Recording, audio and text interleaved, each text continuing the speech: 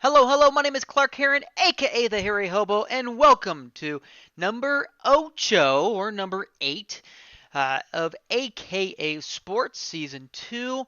And with me, as always, the man with a plan, Fletch. Welcome back once again. And before you What's tell up? the people exactly where to find us, uh, tell us exactly, did you have a good weekend? Hopefully it went well. And then tell people where you can find us. Yeah, man. I had a great weekend, man. Just got to kind of relax.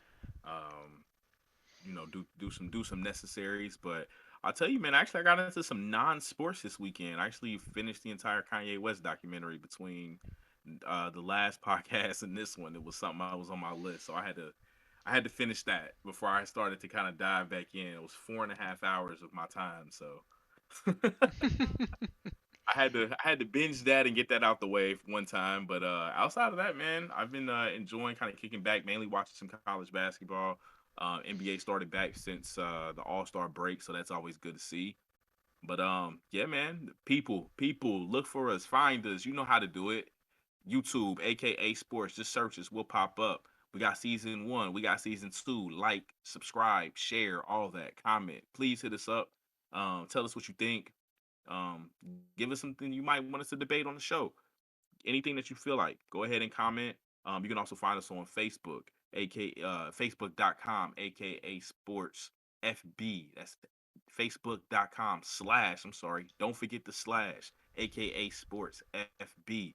Hit us up on anchor.fm again, slash, aka Sports. Don't forget the slash. Or you can follow me or tweet me on Twitter at aka Sports Pod. We are on there live, people. And Clark, I know we mentioned this off air coming up. We do have the big March Madness tournament. It's so nice to Yes. have it, man. Like that one year we didn't. Yep. I think we really took it for granted, and then last year was amazing, and this year I'm just looking forward to it now that we have full capacity again. It's gonna be a good one. So nonetheless, man, we're gonna get into today's show. Today we'll be talking about coaches and players. I'm gonna kick it to Clark so he can go ahead and set it up for us here today, and give the people what they want to hear. Yes, exactly. Our topic for the day is trying to figure out, ultimately answer the question, who's more important to a team? Is it the coach or the player? And obviously, we'll continue to talk about this, try and figure out exactly the best relationship between the two as well as for the team. And then by the end of the show, hopefully come up with a more definitive answer. Uh, than typically what we see online. Obviously, the newest version of that would be the Brady versus Belichick. But before we jump into that, Fletch, I'm going to ask you a question here. First, um, I want you to tell the people what kind of sports you played growing up, as well as when it came to coaches. Maybe you've had a couple different types of coaches, maybe you haven't. But what kind of coach best resonated with you? Is it the type of fiery coach that always wanted to just light a fire underneath of you and I was always yelling? Or is it much the cooler, calmer coach that really got you to play at your best? Yeah, man. Well, I mean, I played basketball really kind of just my whole life growing up. I didn't really touch too many other things like organized. I guess you could say I played a plethora of different sports unorganized, but organized though with coaches and everything. Man, it was mainly just basketball for me. Um, Essentially, the coach though. We'll kind of go into that. Have had a variety of different coaches throughout my time, and I'm kind of torn. I'll be honest with you. I feel like I played harder under a coach that was very rah rah in your face. I feel like any coach needs to be demanding, so I don't want to say he's more demanding, say, than a non aggressive coach. But I mean, one thing that I know, the coaching style that I performed the best under was different than what I played the hardest under, if that makes sense. And especially with me playing basketball, I think that is a sport where so much playing harder doesn't mean you're actually playing well. You can play hard, but you're out of position, or you hustled so hard one way that you lost your man, and now he's all the way over here and he's wide open. So there's a difference, or you're out, or even on offense you play hard, you can be a little out of control.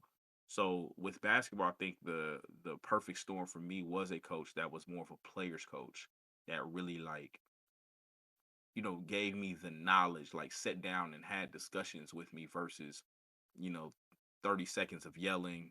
Okay, I get it. I'm gonna bust my ass, but at the same time, on the flip side, this coach over here, he's giving me the tools and the knowledge that I need as well, and then telling me, what I am doing right and versus harping on you when you do great and cheering you to the fullest when you do wrong. It's like it's very extreme. There's no in between there, and I feel like with those kind of coaches, no offense to them because I think they're great in their own right and also maybe better in other sports. But with basketball, for me, it was the one that actually coached me up versus like being more so the super high energy in your face kind of coach. And I think those to me essentially make the best coaches because I think you get more out of those out of your players when you coach that way. At least it's what my performance at least is that's based on my performance and also based on various examples that I may go over during the course of the show here. So that's for me how things were, Clark. Great question. I would love to hear your answer, but I know everybody's probably going to have a slightly different answer. I mean, really, one based on the sports you played with, or the coaches you played for, and then on top of that too, just how you performed under those various coaches. So I mean, let's hear from you as well, man. What sports did you play growing up? And I guess to because mine was mainly focused on basketball for you. Like, what was the main sport you focused on? And, give us some examples of like the types of coaches you had and which ones you felt like you performed better under or, what circumstances they presented to you. Yeah, growing up, I've played multiple sports. I played basketball, played baseball, as well as a little bit of football. Baseball was the true love, the one that I put the most effort into. And when it came to coaches growing up, when I was playing more of like Little League, Pony League, that sort of thing, I always had the more non-aggressive coaches. Obviously, one of them was even my father growing up, and he was never the aggressor. He was always the one that was trying to teach and always try to get the best out of you via that way. Uh, but just as what you kind of brought up as well, I also had a couple other coaches that just, oh my goodness, the rippings that I got definitely light a fire underneath of me, and there were times that they definitely pushed me to play a little bit harder. Um, and I think you kind of alluded to it a little bit. Trying to find the nice combination between those two is really what worked best for me, and I had that with my high school baseball coach, which was basically our friend buddy pal whenever it came to off the field stuff, mulch sales. Uh, you couldn't find a better person, and he was a very good coach and tried to help you along. Uh, but you knew when he was going to get upset, and you didn't want to see that side, but sometimes it had to happen. But that was the kind of the combination that worked best for me and our group because we played so well through high school. Uh, just that's the style of coach comparative to. I think I watched a documentary.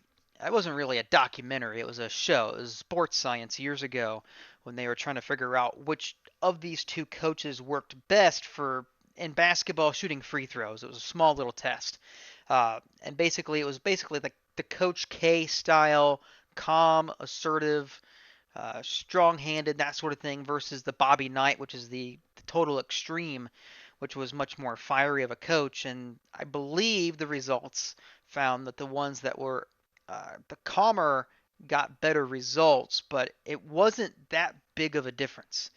Uh, at least in that test, there wasn't a huge difference between the two. So, much like you stated, it really kind of comes down to the type of person that you are, which one you're going to respond to a little bit better than the other. But at least for me, I needed somebody that could do both. I couldn't just rely on somebody that was going to be a nice, good coach that could teach me stuff. I needed someone that could also light that fire underneath of me as well because they knew that what they're teaching me was landing is just not really processing at times.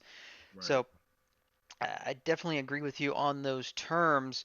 I guess we'll go from there as we kind of understand that's the style of coaching. Obviously, we know what the players are, but in order to answer the question that we're set out to answer, it's kind of more like the Belichick Tom Brady scenario where we're trying to figure out who's going to be more important to their team.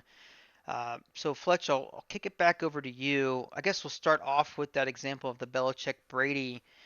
Hmm. Obviously, we've seen the teams have success. There's no doubt that they've won 7 or 6 Super Bowls together. Um, Obviously, Brady went on to win another one with Tampa Bay. Some like to think of that as maybe the definitive answer of who was better in that relationship, but what is your thoughts on that relationship? So I'm going to speak on the relationship first, and there's a cap, but there's a whole overall caveat I think with our show, and I take that back. I'm going to leave with the overall caveat of the show, and Clark, let me agree. You can agree to disagree or agree to agree. Is that before I kind of hop into Belichick Brady, would you say that coaches are more important than players when we're talking about amateur, meaning high school and college, versus we're talking about professional? Is that You, safe to say?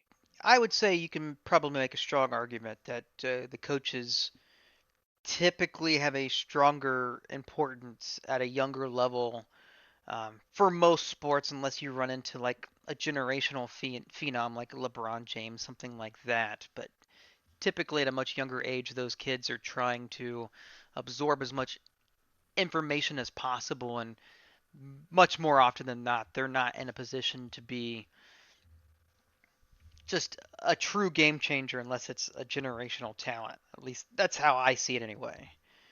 Facts. I would agree there. I would agree. Even to a degree, I think some of those generational talents are also great because of the coaches that they grew up with as well. But that's, you know what I'm saying.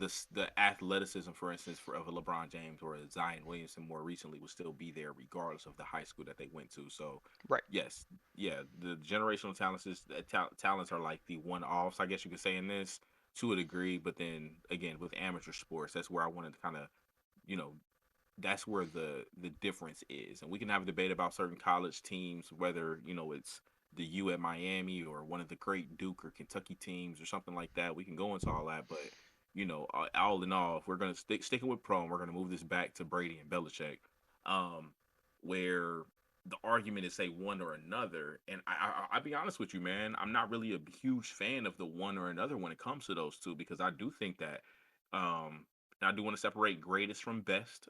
That's a conversation that's always had. But nonetheless, I think Belichick and Brady are the greatest coach and the greatest player, or at least quarterback, respectively.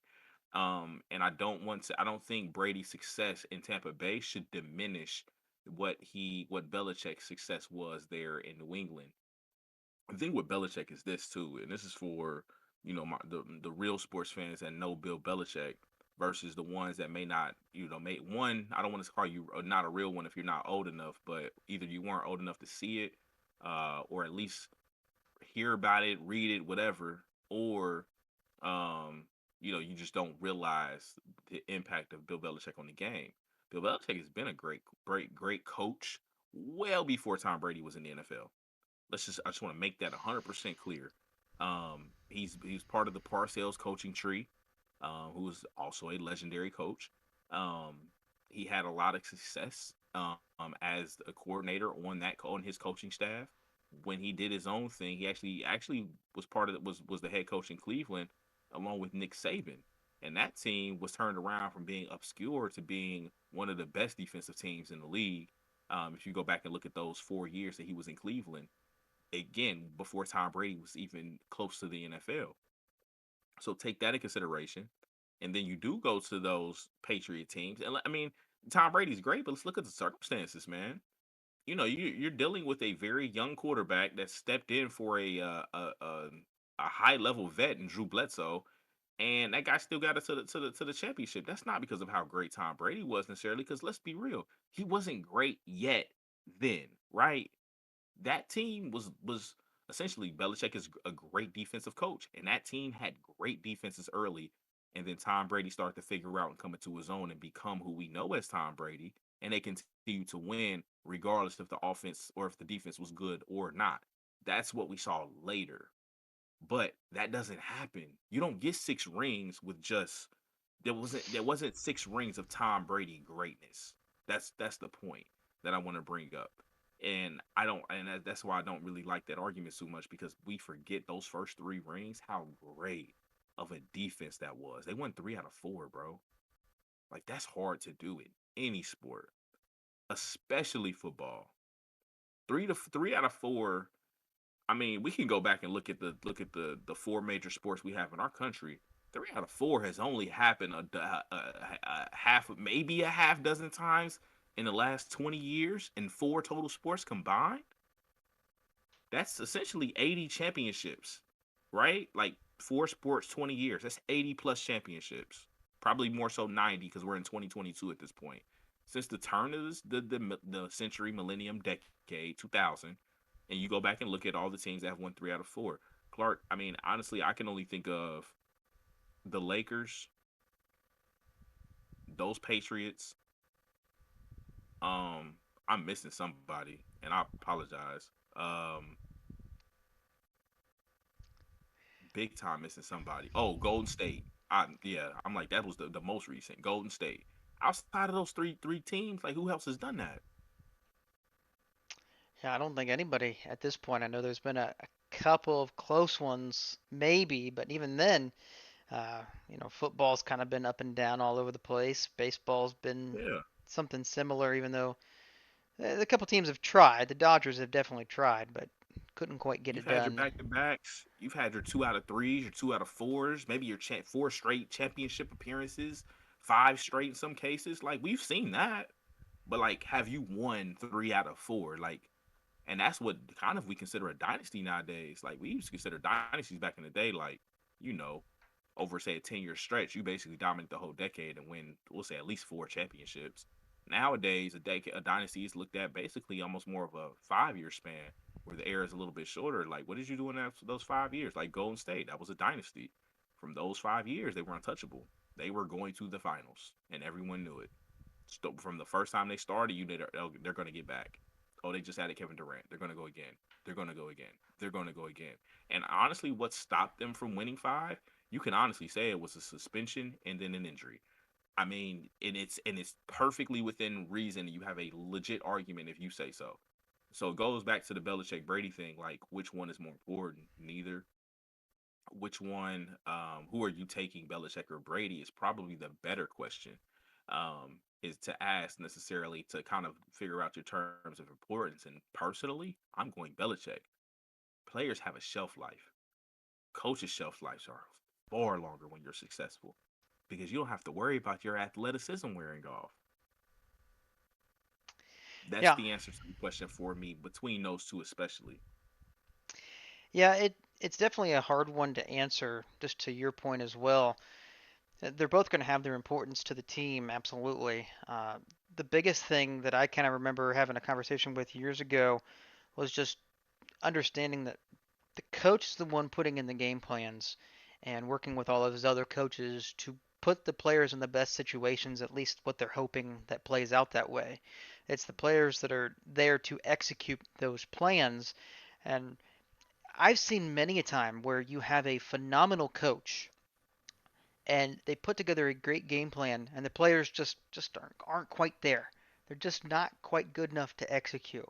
And then I've seen just the opposite, where you've seen coaches put in a game plan that they think is going to work, and all of a sudden, you got players like Lamar Jackson or Kyler Murray running around like crazy because, Wreck your game plan. right, because the game plan, maybe even if it was flawless, the defense was just a little bit better, and those guys have to improvise on the fly. I mean, we see it all the time in amateur sports, and I think that's maybe where this definition is going to change comparative to pro and amateur, because amateur wise, you're still going to have a ton of great coaches, but more often than not, not everybody on the team is going to be up to snuff in order to run your great system to where you need your stellar athlete to be stellar. Whereas in the pros, everyone should be pretty darn good to the point where uh, you need those good players to also improvise on the fly. Obviously, Tom Brady, known as uh, the plant man, known as Sergeant Drop Down, check down, and but that's what made him good is like knowing exactly how to run the offense, and if it doesn't work, knowing Mm-hmm.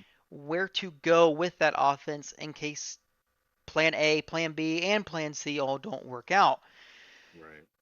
So it's tough. I would agree with you that probably coaches are going to be more valuable just because if you can find a good coach that lasts a very very long time, players are going to come and go. It's going to happen, and Es- obviously, Especially with Belichick, though, man. Like, think about how many times he's given away what we consider a great player for almost nothing, or even a good player, just because he doesn't fit, right? you know, Like that happens with the Patriots more than really anyone else. anyone, because Belichick has a system, and if you do not fall in line, that's fine. We will find somebody that will. And you Yep. may be super talented. I think Chandler Jones was on that team at one point, and they're like, nah, moving on. Move for nothing. Yeah, and got nothing out of it. And everybody was like, wait a minute here. But at the end of the day, Patriots continue to march on where Chandler Jones goes to a team that, isn't as successful. Yep. Stephon Gilmore more recently. Yeah, They yeah, still won 10, 11 games this year. He didn't play a snap for the Patriots and got moved for like what was it like it was a pick, right? yeah. I think it was a somewhat later round pick, maybe a third or maybe it was fifth or sixth. I can't remember. I feel like it was a six. I'm not. I mean, we had to might have to fact check it, but at the same time, like a Stephon Gilmore is not given away for a draft pick unless it's a first round pick for most teams. Maybe second. Like especially at where he still is, and like soon as he got to the Panthers, like first game had an interception. So there's no question, like he's still a very good corner. Could be one of the top five corners in the league, and we're gonna find out again next year once he actually is able to play a full season with the team. But at the same time, like he was moved for almost nothing, and the Patriots still made the playoffs. Yeah, Like they didn't miss him. yeah. It was a 2023 sixth round pick. It wasn't exactly. It wasn't even his draft. And a 6th round pick. What is he looking for? Next Tom Brady? Like let's come on now. Like that's what I mean by. And don't get me wrong. We're talking about this situation, and I'm not putting Belichick in front of Brady. I'm just saying I would rather have Belichick than Brady if I was to give both of these guys. Say I either draft Brady in 2001 or I sign Belichick as my head coach. And I had to pick one. I couldn't pick both. I'm signing Belichick as my head coach. Yeah, especially for the amount of money that you'll be saving typically from not having to go coach to coach to coach trying to find the next True. guy. You know you have him. Yep. He's there. Whereas other teams like the Browns before they got Stefanski and the Lions continuously, you just see those organizations just kind of just getting stuck in the mud because they either don't give them enough time to actually prove themselves hmm or they're given too much time and nothing actually improves. let So, me let me yeah, let me do this here, Clark, because I think this kind of goes to, um, I guess more of a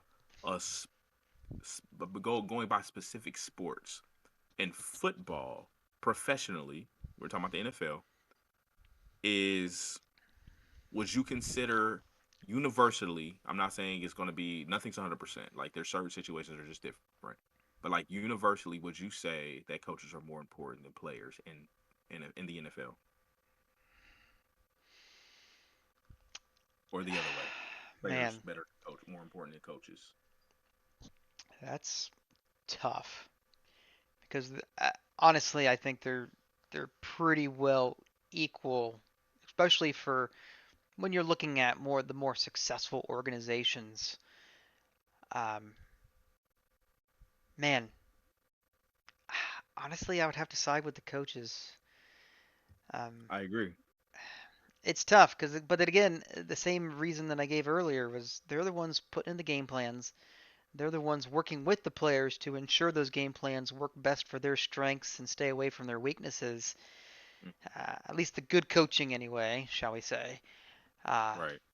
but yeah, I mean, if you have a good enough coach that has a good system, there are organizations that will get by with some type of journeyman quarterback for 1 or 2 years before they can find the next franchise or hope to be franchise, and they can get away with subpar running or subpar receiving. Eventually, it's going to catch up to them. You can't do it forever. Uh, but yeah, I'd side with the coaching in that one. Right, and that's just universally. And I mean, I just mean saying like over. I mean, you can go back and look at all the coaches. You can look at Belichick. You can look at Mike Tomlin. You can look at Andy Reid. Like these are three good examples of just very good coaches. Why? Because no matter what, their teams are always good. No matter what, even if they lack talent. Mike Tomlin has been lacking talent for a while now since Le'Veon Bell and Antonio Brown left, and Big Ben got old. It's been a good stretch now where they have not had the talent. How has this man still not had a losing season? Like, let's be real. He had to play Mason Rudolph a hell of a lot like 2 years ago, and they still managed to have winning. Like, not I shouldn't say every year was a winning season, but like non-losing seasons because 8-8 is not technically a winning season either. But like that's still overachieving to me with knowing what he had to deal with. Same thing with Andy Reid. Yes, he had Donovan McNabb in Philly and Mike Vick, and then you go to the Chiefs and he has Alex Patrick Smith. Mahomes, and yeah, he had Alex Smith. Yeah, Alex Smith first, and then Patrick Mahomes. But it's like even so, no matter who's on his team, like what he's been able to do with all four of these quarterbacks is maximize potential. I feel like I mean, and granted, there's with McNabb, you can't compare when he got a little older. Quarterbacks normally when they get old, they don't fall off the face of the planet like Donovan McNabb did. I mean, normally, especially somebody that had his success in Philly, like you would still think that he'd be good elsewhere, at least decent, right? Like I mean, Culpepper had one good season, at least in Miami, going back way back in the day. But like, yeah, as soon as he left, he was like irrelevant, to be honest with you. And then look at Mike Vick. Mike Vick was great in Atlanta, but you can honestly say his best season was his year in Philly. And then you look at Alex Smith. You could probably argue his best year was with Andy Reid in Kansas City. And Patrick Mahomes has been, lights out since day one, but like that doesn't happen without the offense that they're running. And again, the coach maximizing what they're able to do. Why do you think Le'Veon Bell and Antonio Brown touched the ball more than anyone else and had a plethora of yards? It's a reason why 1 year in fantasy they literally went projected in most drafts 1-2 because of the stats. Why? Because they always got the ball. And why is that? Because that's the game plan. Get your two best players the ball because those arguably are the two best players at that position at that time, and it was no brainer for him. There was other people that had an argument to be better than Antonio Brown and better than Le'Veon Bell, but were they putting up the numbers that they were? No. Why? Because the coach. Plain and simple. So I really think I know you said it was a little hard for you, Clark, to pick with the NFL. To me, it's relatively easy to really go with the coaches on this because I have not really seen one player dominate so much to the point where alone he was able to take his team to the promised land year in and year out, with a subpar coach. It just never happens. I've seen it in other sports. Football is the one that I think is I'm going with the coaches honestly fairly easily. Yeah, I think the gap is a little bit closer for me just because I've seen maybe not take them to the promised land, but I've seen bad teams that have very talented. Honestly, for the NFL, it's really just down to the quarterbacks. In all seriousness, I hate to do that, but I mean, you see the Lamar Jackson, you see the Kyler Murray is probably the better of the examples, just because I'm not a huge Cliff Kingsbury fan. I think his offense works great at the college level, but in the NFL, he absolutely needed Kyler Murray because if he has any other type of quarterback running that system, they would He's have gotten unproven sacked too. 30 times. Facts. Like he had to find somebody that, hey, when this doesn't work, I need your legs to run. So that's kind of like, maybe the one off or the example I can think of where maybe the players are a little bit better in that scenario, but I agree with you. It's really the coach, especially at the professional level, especially in football. Basketball is a little bit different story where honestly in the NBA, I don't think there's any more than maybe three or four good coaches in the NBA, in my opinion. I mean, you've got Coach Popovich clearly. Uh, he's on the verge of breaking the all-time wins record. I think is where he is. Eric Spoelstra is another really good one. I mean, I remember watching the NBA back in the day where it was Phil Jackson and Pat Riley and all these others that I'm sure they had some of their players like Jordan and the Showtime Lakers allow them to be more of a visual than an actual coach. But maybe it's Let's just me, but like I remember watching Jordan, it was Phil Jackson running the team. It was still Jordan's team, but it was Phil Jackson being the coach. Whereas you could look at any of the teams that LeBron's on. I don't like to make this comparison, but it's the clearest one because LeBron is the coach.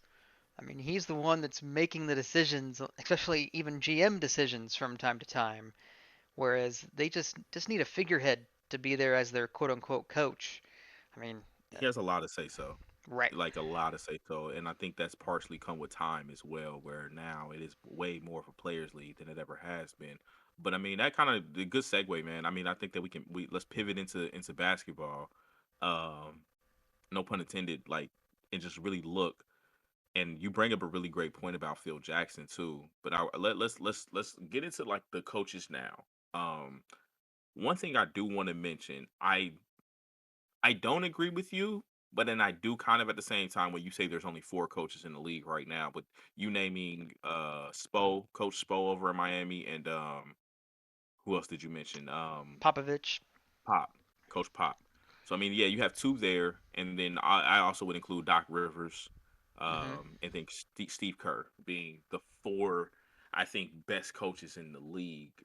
And I should say greatest, right?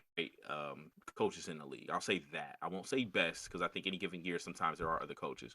The reason why I agree with you there is because I think those are the four greatest coaches, just like you kind of mentioned the Pat Rileys and Phil Jackson of the world, and like we even go throw in like Rudy Tomjanovich and Jeff Van Gundy, Hmm. guys like that. And I think partially though is I'll be honest, I don't remember the average or above average coaches from those eras. I remember the best coaches from those eras, and I think that's something that is the reason why I think when you look at basketball now, there doesn't feel like a lot of great coaches littered through the league where there were before, and partially because they had achieved the level of greatness as a coach that hadn't been achieved. And we can even throw in the Donnie Nelsons of the worlds and the I'm Jerry missing I'm Sloan's. thank you, yes, Jerry Sloan's of the world. Like we are now on six coaches that all coached at the same time for the prime of their coaching careers. However, where I kind of disagree is this is that I think there are other coaches that are very good coaches. They just don't have the level of success to consider them all-time great yet because they are still coaching. And I personally do believe LeBron did benefit from some pretty good coaches, but I think this is where the argument with the NBA it shifts for me a little bit when we talk about players versus coaches. I do think that in the NBA, players are a little bit more important. That is one of the few sports where I know a player can be the reason a coach is fired. That Yep. normally never happens in the NFL unless we're talking Aaron Rodgers status. Like you have to be the best player in the league essentially to make something like that happen. Versus, like just going back, like there's been multiple issues where coaches only last 2 to 3 years just because the players don't like the coach. And it doesn't have to be a high profile. I'll give you Indiana for example. Last year's coach, I forgot his name, but he was one and done because of the rift between him and the players. It didn't work. He was not a good coach for the players, and all the players did not like him, and it just didn't work out. Plain and simple. Whereas where I kind of my point is where the coaches there are a lot of good coaches, but the reason why they don't seem as good is because also they don't really have quite the same talent that a Pat Riley, a Phil Jackson, and these guys had Jerry Sloan. These guys had on a consistent basis. I mean, Pat Riley had the Showtime Lakers. Phil Jackson had the Chicago Bulls of the '90s and Shaq and Kobe. Greg Popovich had Tim Duncan and David Robinson the entire time while he was coaching up until just now. He hasn't made the playoff since. Um, I want to say in the last 3 to 4 years, maybe 3 years, he hasn't made the playoffs. So like, and even before that, they were like, barely making it. So it kind of shows you, I think, that the level that the players are a little bit more important with in basketball than they are in football when we're talking professionally. And I'll just shout out a few coaches that I think are on the rise of possibly being recognized as great coaches if they continue on the trajectory that they're currently on. Number one that comes to mind is what's my guy in Milwaukee? Um, Man, why do I know his name off the top of my head? Like Mike I should. Bodenhauser? Bodenholzer? Yes, Coach Bud, exactly. Yeah, he's to me is one of those guys. Monty Williams. We're talking about the two coaches that met in the finals last year. Monty Williams has been great for Phoenix. He was actually pretty decent when he used to be a coach. I want to say in New Orleans. So those are some examples of great coaches that are I would say climbing a little bit. And we forget Coach Bud led a Hawks team to 60 wins with essentially a starting lineup of like Jeff Teague, Kyle Korver, Josh Smith, and Al Horford. Like, I mean, granted, those are pretty good players, but like number one in the East though, 60 wins that had, at the time, LeBron James and Celtics teams and Derrick Rose was still like, you know what I'm saying? Like that Mm-hmm. shouldn't happen. That shouldn't happen. But it did, and that kind of, and then you look at what he's done in Milwaukee, and Jason Kidd kind of started off with Giannis, and he had him very young and kind of helped him a lot as far as development. But like, let's look at Milwaukee's team now. Like, yeah, GM wise, they've made a lot of front office moves to really improve the team, but that team is a well-oiled machine, partially because of how great of a Coach Bud is. So those are just two examples that really come to mind. Coach Thibodeau is another one that you could really throw in there as well. That's had a lot of success in the league, but just no rings yet. Yeah, overachieved last year with the Knicks team. There's a lot of just very good coaches that are littered throughout the league, and Frank Vogel's one of them. We talk about LeBron not really having good coaches. Mike Brown was actually a very good coach in Cleveland during the first stint. That team was one of the best defensive teams in the league, and you don't get that way by only having LeBron. You just don't. Like there's no way in hell that you just have one player. You're just the number one team automatically on defense. That team was made of shooters and defenders around LeBron. They were just missing his. They were missing a teammate for him, a co-pilot. That's what they were missing, and that's why they never achieved any success because they couldn't find him a good co-pilot no matter what they tried to bring into Cleveland. Nobody was trying to go to Cleveland, and that's the issue. What I mean by players. The same thing with the Iverson-led team. You had such a great coach and a great player, but again, you never got Iverson a running mate. Why? Because players are that important. There's not that many teams that don't win that win that don't have at least a all-time great player, um, and then somebody to run with them. It just doesn't happen. There's only one team I could think of, and I think the general consensus would be this is probably the one team that is the exception. Clark, can you name that team? And Name the yes, it's within the last 20 years. And matter of fact, it's the only team in NBA history that has won the championship with no players off the top 75 list that just came out. See now. I'm glad that you said that at the very end because now I know exactly who you're talking about. Because that was a phenomenal team that was playing against a very old Lakers team that had the likes of Karl Malone and Gary Payton and kind of ring chasing then their very late twilight of their careers. Even Yep. though Lakers still had Kobe and Shaq at that point, but it wasn't Yep. quite enough to get past the good old Larry Brown led Detroit Pistons. Exactly. Now, I will say that is one of the rare cases. So we're talking about one time in NBA history that you didn't have a all-time great player. And there's no one on that team that you can consider an all-time great. Ben Wallace crashes the surface of an all-time great defender. But like you're not putting him in the same. I don't care who. I don't care what. I've seen lists. I've seen people. I've been in many discussions. Ben Wallace does not get talked about as one of the defensive players of all time. Maybe he should. Maybe he's underrated. Maybe we underrate his value to that team. And I think there is a little bit of underratedness, for instance, for when LeBron James went off for that infamous game where he had like 29 at the last 30 points against Detroit and they put him out and he took his team to the finals. People like LeBron James fans, and I know people personally, and I don't mean to shout you out like this, but I know people personally that forget that team didn't have Ben Wallace. That team did not have Ben Wallace at that point. Ben Wallace was already gone. Ben Wallace had moved on. Ben Wallace was old at that point. he had a long time in the league before he got on, and people act like he was young when he was in Detroit. No, he was in his prime in Detroit, and when he was done, he was done. And he wasn't there in '07. He was there from, I believe, like '02, '03 through, I want to say, '05, '06, and it was done from there. And they made the finals twice with that team and won one. Yep. So I mean, it's and I want to say I know they beat the Lakers in five, and I think they lost to the Spurs the next year in actually seven.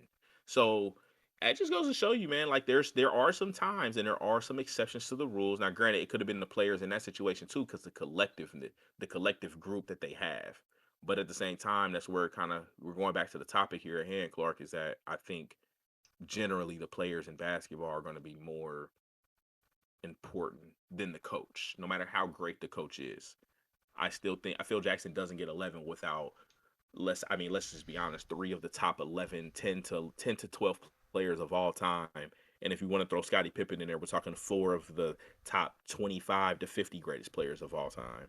Not to mention the fact that he was able to still coach along like Ron Harper's of the world and Glenn Rice's of the world and Dennis Rodman. Granted, that's another top 75 player. And then go into where you did have an older Gary Payton, and then even later with the Lakers, you had Lamar Odom and Paul Gasol and Ron Artest, Metta World Peace, mind you. So like, and he had Derek Fisher as his point guard pretty much the whole time he was coaching. Like he had a very consistent point guard, no matter what. Like that was more so the reason why I think he ended up getting the 11 that he did. Um, is because of the players he was coaching. Same thing with Coach Pop. He got five because you have the greatest power forward of all time, probably a top five center of all time, the greatest six man we've ever seen, and a super pesky point guard that, to me, maybe should have made the top 75 list and is a future Hall of Famer, in my opinion, and Tony Parker. So the list goes on and on and on. Oh, and then not to mention Kawhi Leonard. Like these are the guys that they had, bro. Like they don't have these guys, man. They're not reaching the level of dominance that they reached as coached because they had these players that were literally the best players in the world, not only in that era but arguably of all time. Yeah, it definitely doesn't hurt to have the best of the best playing for you and executing the type of offense and defense that you want them to execute.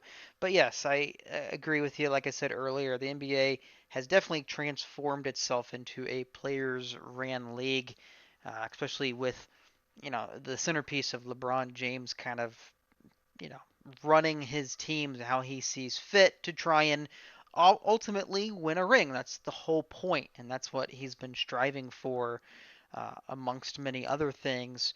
But yeah, I think when it comes to a professional level, when we're talking about this subject, it's definitely much more of a little bit more even, I guess I could say, when it came to the importance or the value of coaches versus players. Uh, just because at this point you're playing against some of the best in the world or should be the best in the world, where you not only need a great game plan, but you also need players to execute said game plan. Uh, Mhm. so you definitely need that to happen.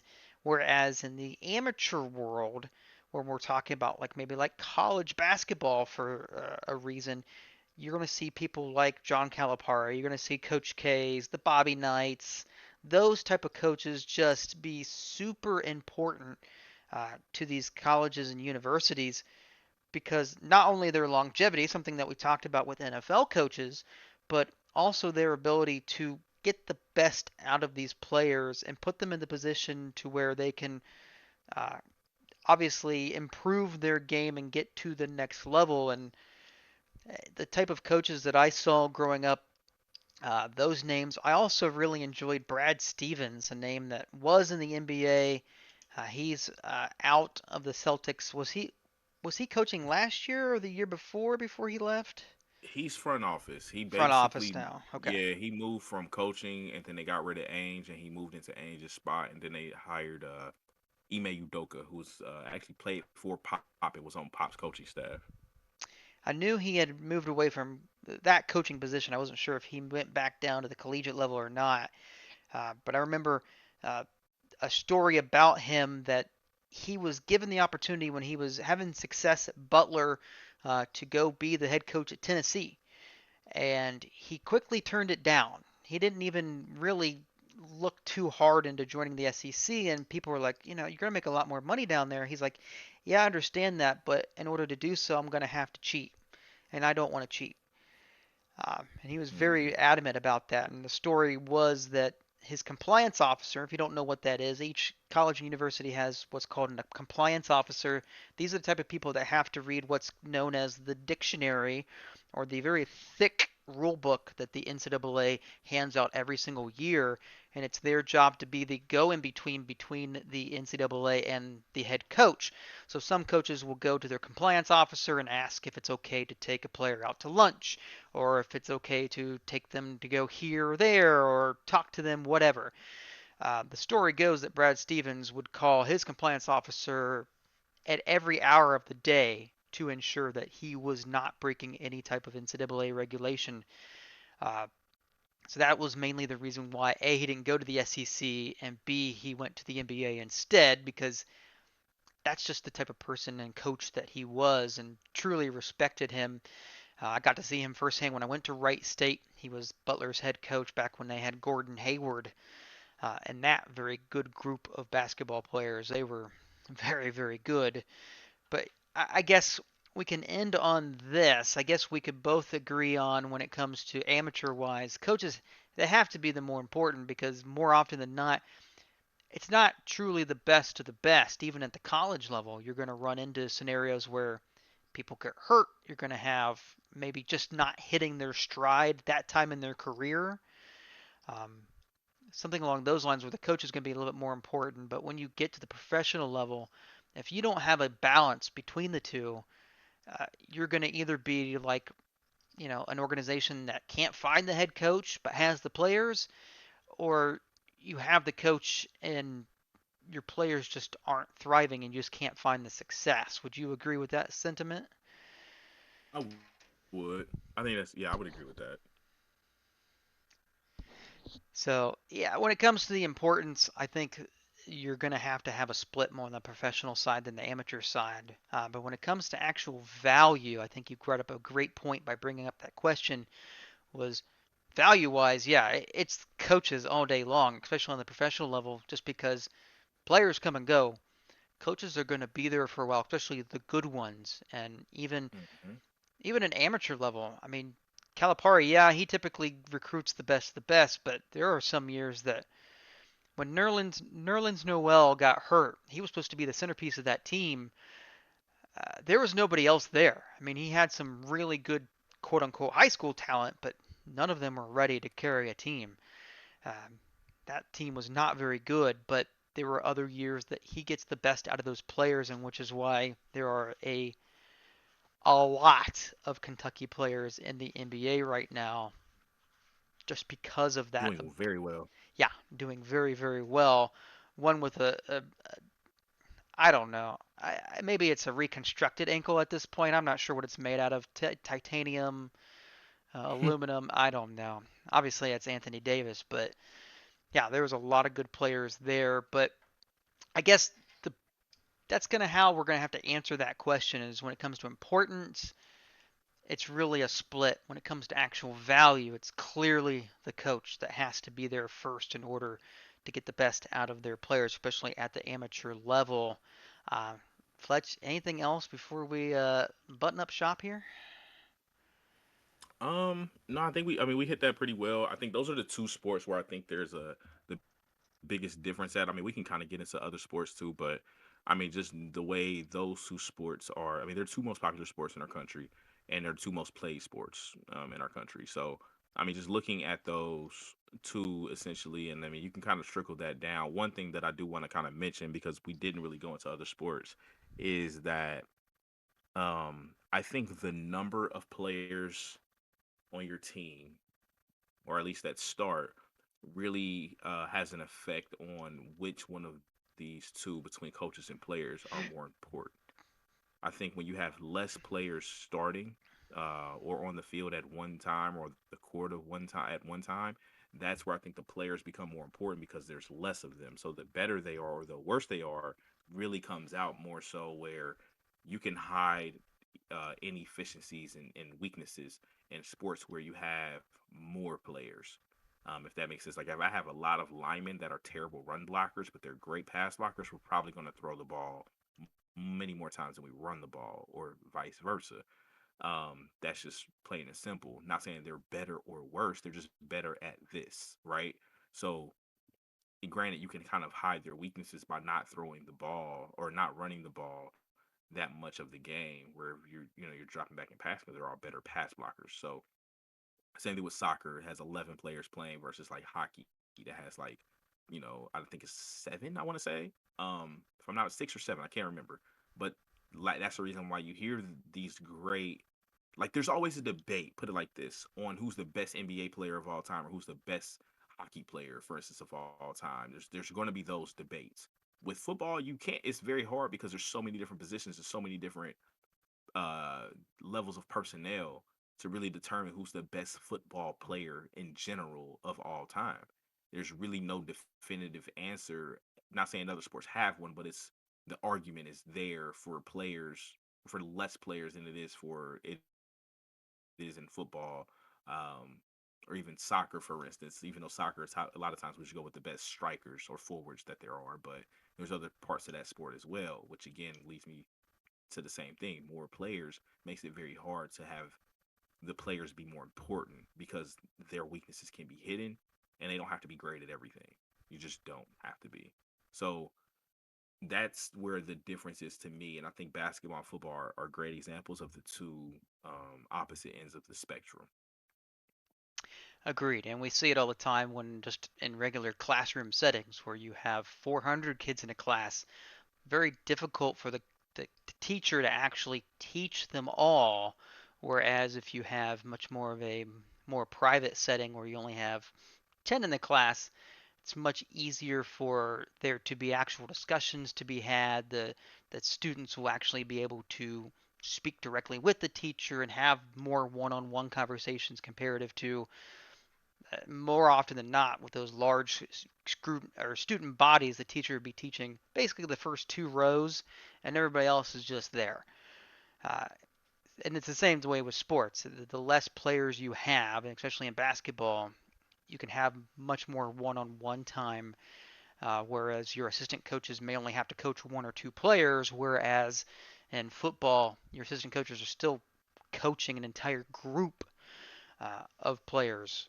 Uh, so it definitely makes sense that way, and we're going to see it in the future. We're always going to have this discussion about who was better, who had gave it more success. Belichick or Brady, or you can go Phil Jackson or Michael Jordan. You can always have the discussions, but remember that the absolute best ones, those are the teams that have great balance on both ends, and one without the other, you don't get the ring. It's just that simple. So Fletch, once again, thank you very much for joining in on this conversation. Next week we will have another discussion. We haven't quite yet decided. If you have one for us, again, simply go to facebook.com/aka sportsfb, or uh, the Twitter sphere. Fletch has got something out there for you. Just go directly to him. Give us your idea, and maybe we'll just talk about it. And one Talk last to thing, me.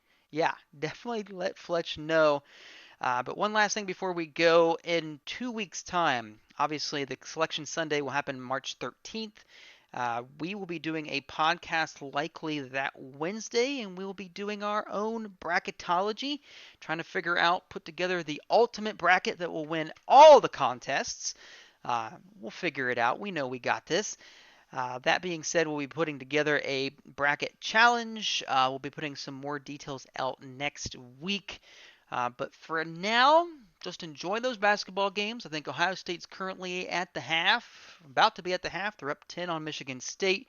So enjoy the rest of the games heading into conference tournaments that have already started. But for now, my name is Clark Heron, aka the Harry Hobo. That's Fletch, and we're out of here. Peace.